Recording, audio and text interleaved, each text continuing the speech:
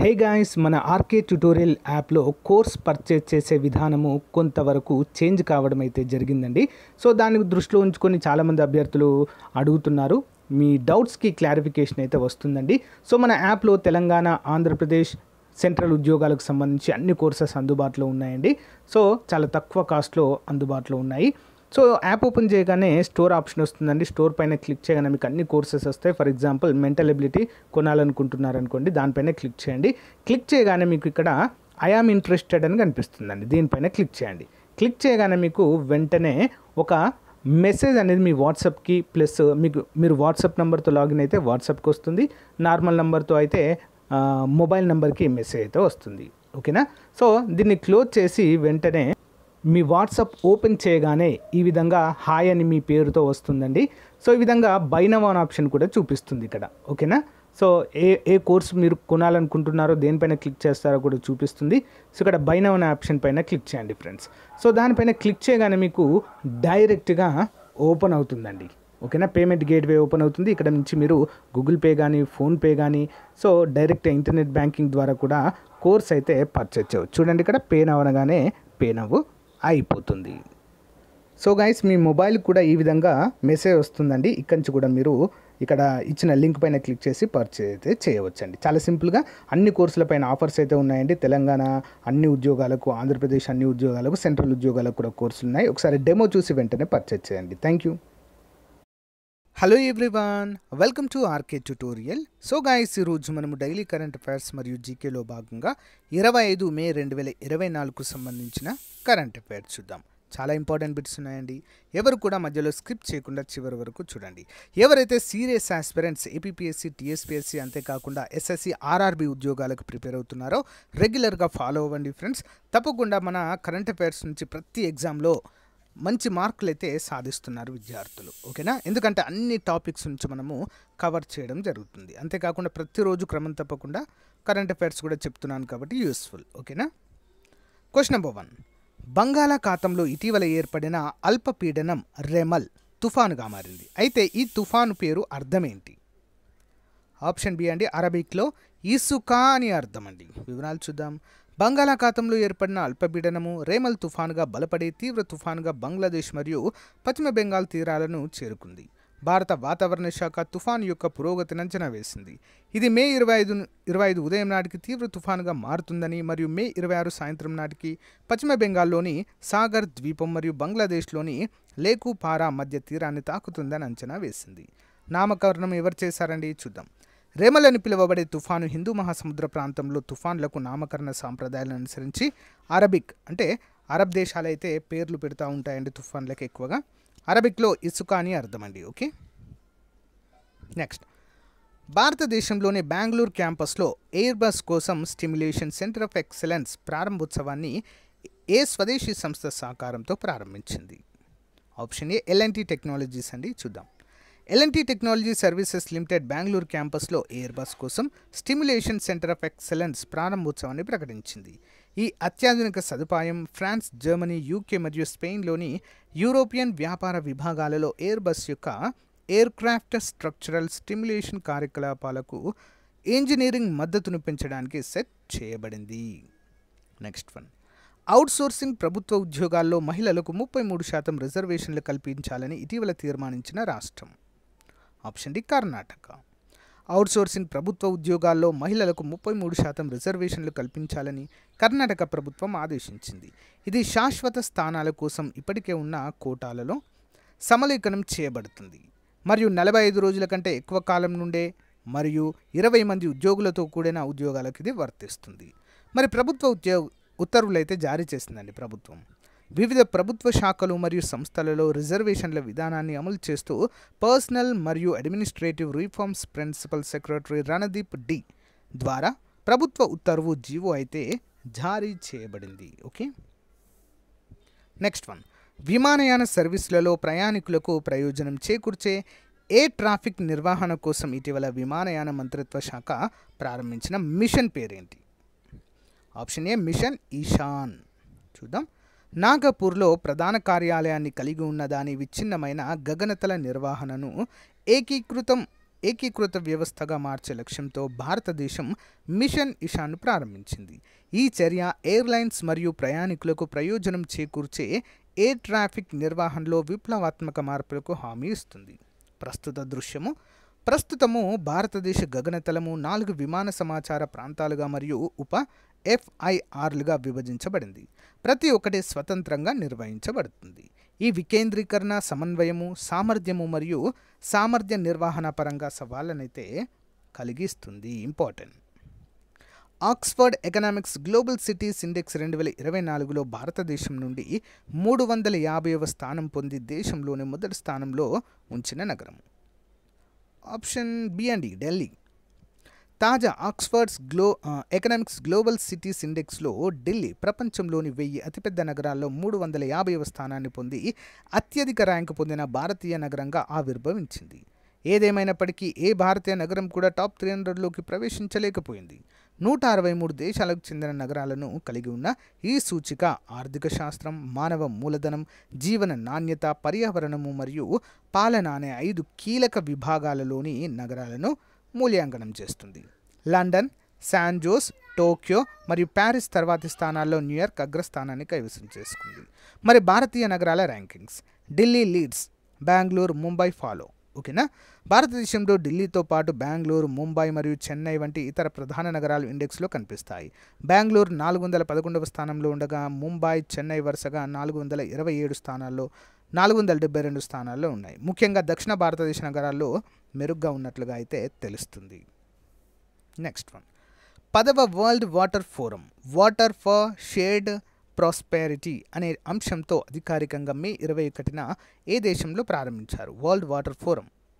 Option C, Indonesia.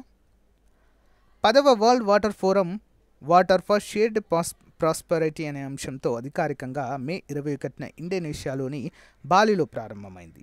మరి హాజరైన వారిలో అనేక మంది దేశ నాయకులు మరియు ఐక్యరాజ్య సమితి ప్రతినిధులు ఉన్నారు. ఫోరం 4 క్లిష్టమైన అంశాలపై దృష్టి సారించింది: నీటి సంరక్షణ, స్వచ్ఛమైన నీరు మరియు పారిశుద్ధ్యము, ఆహారము మరియు ఇతర ఇంధన భద్రత మరియు ప్రకృతి వైపరీత్యాల ఉపశమనం కోసమైతే ఇదైతే ఈ యొక్క కార్యక్రమంలో చర్చించారు. రాష్ట్రపతి ప్రసంగం: ఇండోనేషియా ప్రెసిడెంట్ జోకో విడోడో తన ప్రారంభ వాక్యాలలో 2050 నాటికి ప్రపంచంలోని 80% ఆహారాన్ని కరువును గురి చేసే 500 మిలియన్ల చిన్న రైతుల దుర్బలత్వాన్ని హైలైట్ చేశారు. నీటి సంబంధిత సవాళ్లను ఎదుర్కోవడంలో ప్రపంచ సహకారం యొక్క ప్రాముఖ్యతను కూడా ఆయన నొక్కి చెప్పడం చూడవచ్చు. Next one, Doordarshan channel DD Kisan తన 9వ వార్షికోత్సవాన్ని 26 మే 2024న భారతదేశ ప్రభుత్వ ప్రసార చరిత్రలో మొదటి ఏఐ యాంకర్లుగా క్రింది ఎవరిని పరిచయం చేసింది 26వ వార్షికోత్సవం సందర్భంగా? ఓకే, ఆన్సర్ ఏంటి?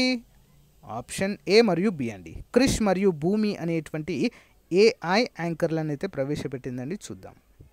దూరదర్శన్ ఛానల్ డిడి కిసాన్ తన 9వ వార్షికోత్సవాన్ని 26 మే 2024న జరుపుకుంటున్నందున భారతదేశ ప్రభుత్వ ప్రసార చరిత్రలో మొదటి ఏఐ యాంకర్లు అయిన క్రిష్ మరియు భూమిని పరిచయం చేయడం ద్వారా ఇదొక అద్భుతమైన ప్రయాణాన్ని ప్రారంభించబోతుంది. దేశంలోని వ్యవసాయ సమాజానికి మెరుగైన సేవలందించేందుకు అత్యాధునిక సాంకేతిక పరిజ్ఞానాన్ని వినియోగించుకోవడంలో ఛానల్ నిబద్ధతను ఈ సంచలనాత్మక చర్య నొక్కి చెబుతుంది. ఇంపార్టెంట్. నెక్స్ట్, ప్రపంచంలోనే ఎత్తైన అబ్జర్వేటరీగా గిన్నిస్ వరల్డ్ రికార్డును సాధించిన అటాకామా అబ్జర్వేటరీ ప్రారంభించిన దేశం? Option C, Japan. టోక్యో విశ్వవిద్యాలయము అటాకామా అబ్జర్వేటరీని ప్రారంభించింది. ఇది ప్రపంచంలోనే ఎత్తైన అబ్జర్వేటరీగా గిన్నిస్ వరల్డ్ రికార్డును పొందింది. చిలీలోని యాంటోఫాగాస్టా ప్రాంతంలోని సెర్రో చాజ్నాంటార్ శిఖరంపై సముద్ర మట్టానికి 5640 మీటర్ల ఎత్తులో ఉన్న టిఏఓ మానవ చాతుర్యం మరియు సంకల్పానికి నిదర్శనగా నిలుస్తుంది. నెక్స్ట్ వన్, ఎవరెస్ట్ శిఖరాన్ని అత్యంత వేగంగా అధిరోహించిన మహిళగా ఇటీవల రికార్డు సృష్టించిన పూంజో లామా ఏ దేశానికి చెందినవారు? ఆప్షన్ డి, నేపాల్ అండి. ఎవరెస్ట్ శిఖరాన్ని అత్యంత వేగంగా అధిరోహించిన మహిళగా పూంజో లామా ప్రపంచ రికార్డును సృష్టించింది. నేపాల్లోని గూర్ఖా జిల్లాకు చెందిన ఈమె 14.31 గంటల్లో దీన్ని అధిరోహించారు. 2024 మే 28న మధ్యాహ్నము 3 గంటల 52 నిమిషాలకు బేస్ క్యాంపు నుంచి పర్వతారోహణను ప్రారంభించి 2024 మే 23 నుంచి ఉదయం 6 గంటల 30 నిమిషాల నుంచి 8,848 మీటర్ల శిఖరాగ్రానికి చేరుకోవడం అయితే చూడవచ్చండి. ఇంపార్టెంట్. నెక్స్ట్ వన్, అమెరికాలోని Johns Hopkins Bloomberg School of Public Health నుంచి ప్రతిష్టాత్మక డీన్స్ మెడల్ అందుకున్న డాక్టర్ కృష్ణ ఎల్లా ఏ సంస్థ వ్యవస్థాపకులు? Option A Bharat Biotech. Doctor Krishna ఎల్లాకు అమెరికాలోని Johns Hopkins Bloomberg School of Public Health నుంచి ప్రతిష్టాత్మక డీన్స్ మెడల్ లభించింది. ప్రజారోగ్య విభాగంలో విశేష కృషి చేసినందుకు ఆయన్ను ఈ పురస్కారంతో గౌరవించింది. ఈ నెల 22న మేరీల్యాండ్లోని బాల్టిమోర్లో నిర్వహించిన బ్లూంబర్గ్ స్కూల్ కాన్వకేషన్లో డాక్టర్ కృష్ణ ఎల్లాకు డీన్స్ మెడల్ అందించారు. Additional questions. ఇటీవల ఏ దేశం ఇంటర్నేషనల్ సోలార్ అలయన్స్లో 99వ సభ్య దేశంగా మారింది? Option A Spain. ఇటీవల మొదటి ఆసియా రీలే ఛాంపియన్షిప్స్ 2024 ఎక్కడ జరిగింది? Option B Bangkok, Thailand. Wildlife institute of India ఇటీవల నివేదిక ప్రకారం భారతదేశంలో అత్యధికంగా గంగా డాల్ఫిన్లు ఏ రాష్ట్రంలో ఉన్నాయి? Option B Uttar Pradesh. ఇటీవల వార్తల్లో కనిపిస్తున్న ఉజానీ డ్యామ్ ఏ రాష్ట్రంలో ఉంది? మహారాష్ట్ర. తెలంగాణలో ఇటీవల ప్రారంభించబడిన షాలో ఆక్విఫర్ మేనేజ్మెంట్ మోడల్ గృహ నిర్మాణ మరియు పట్టణ వ్యవహారాల మంత్రిత్వ శాఖ యొక్క ఏ పథకంలో భాగము? ఆప్షన్ సి అమృత్ పథకంలో భాగము. ఇటీవల బురదతో కూడిన నది నీటిని శుద్ధి చేయడానికి పర్యావరణ అనుకూల పరిష్కారాన్ని ఏ సంస్థ కనుగొంది? Option B Indian institute of petroleum and energy, Visakhapatnam. ప్రతి సంవత్సరం ఏ రోజున అంతర్జాతీయ కాంతి దినోత్సవంగా జరుపుకుంటాం? Option B 16 May. ఇటీవల భువనేశ్వర్లో జరిగిన 27వ ఫెడరేషన్ కప్ సీనియర్ జాతీయ పోటీలో పురుషుల జావెలిన్ త్రోలో బంగారు పథకాన్ని ఎవరు గెలుచుకున్నారు? భువనేశ్వర్లో జరిగిందండి 27వ ఫెడరేషన్ కప్ సీనియర్ నేషనల్ గేమ్స్లో. ఆప్షన్ ఏ అండి నీరజ్ చోప్రా.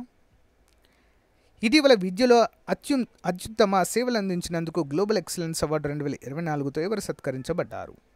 ఆప్షన్ సి చంద్రకాంత్ సతీజా గారు. ప్రపంచంలోనే మొట్టమొదటి 6G పరికరాన్ని ఇటీవల ఏ దేశం ఆవిష్కరించింది? జపాన్. డైలీ జీకే MCQs అండి. ఆవరణ వ్యవస్థ అంటే? Answer option C AG ట్రాన్స్లే. ఆవరణ వ్యవస్థ అనే పదాన్ని ప్రతిపాదించిన వారు ఎవరండి? ఏజీ ట్రాన్స్లే.